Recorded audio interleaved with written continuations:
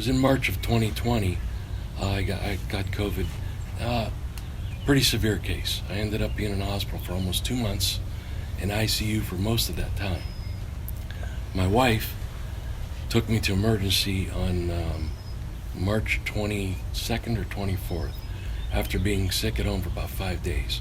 Unable to walk, talk, couldn't get out of bed, and she just demanded that I go to the hospital, and ended up walking into ER and collapsing.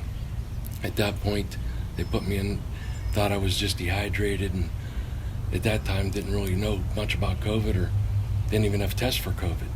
Throughout the entire journey of the 2 months in the hospital, I traveled from Mercy in Youngstown, Boardman, to Mercy downtown Youngstown.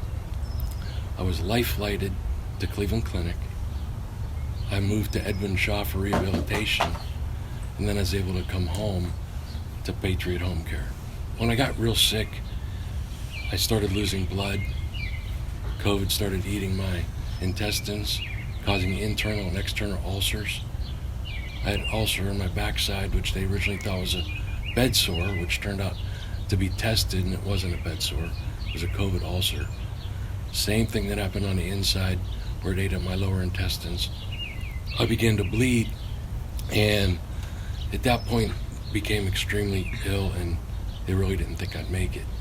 At that point, I was on dialysis.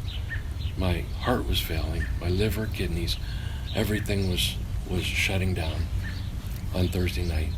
They'd stabilized me enough to make the transport, but I truly experienced a miracle in healing that night.